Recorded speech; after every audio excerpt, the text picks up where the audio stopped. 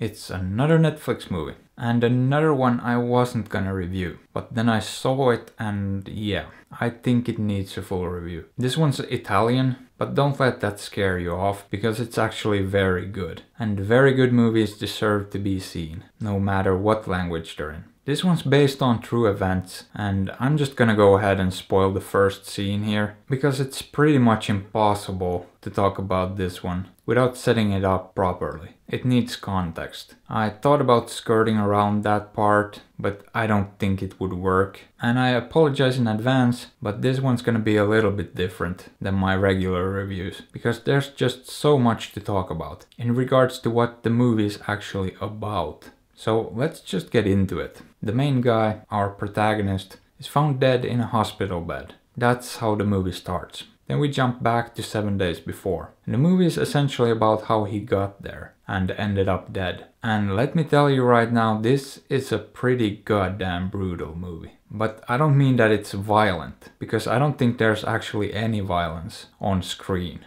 at all. It's just heavy, you know? Gut-wrenching.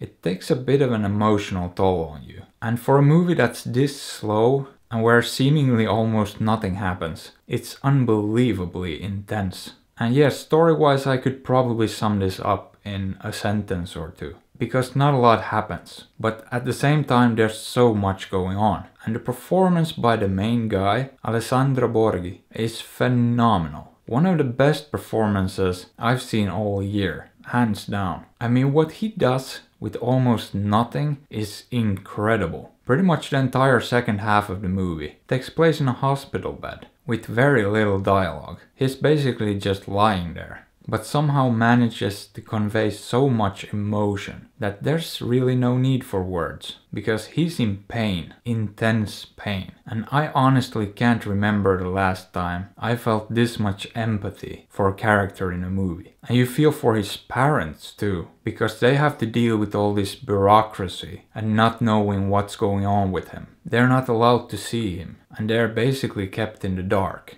I mean, you really feel their frustration and just how powerless they are. And everything that can go wrong essentially goes wrong. This movie at its core is basically about what happens when the system more or less fails. It's a worst case scenario, where the system that's in place isn't doing its job. It's not working, where a few individuals are allowed to abuse their power, and the rest of the machine fails to deal with the situation properly. And the end result is that a man is dead for no good reason, which, if you really want to get to the essence of it, comes down to the war on drugs, which I think at this point has been clearly proven not to work. Treating drug abusers and non-violent drug offenders like violent criminals doesn't work. It's never worked, and it's never gonna work. And yet, it's still going on. And the result is a lot of needless pain and suffering, and a lot of death that could have been avoided. And that makes me angry, to be honest.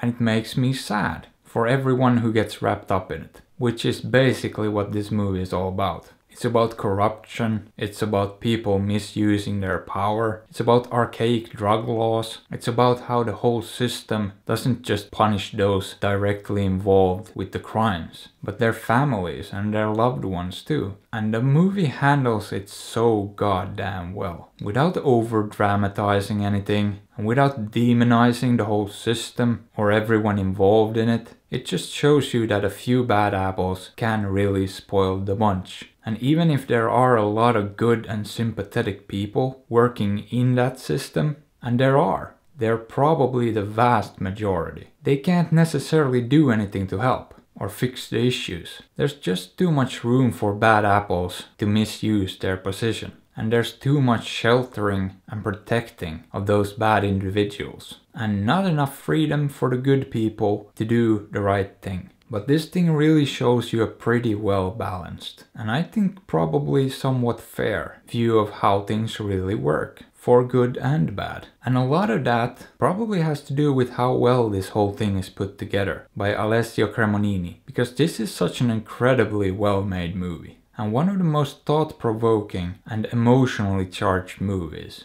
I've seen all year. So would I recommend it? Yeah, I think that's pretty obvious. That being said, it's probably not for everyone. It's pretty damn dark and not exactly uplifting. It's definitely not a feel-good movie. So I don't know, go watch it or don't. I'm not your dad.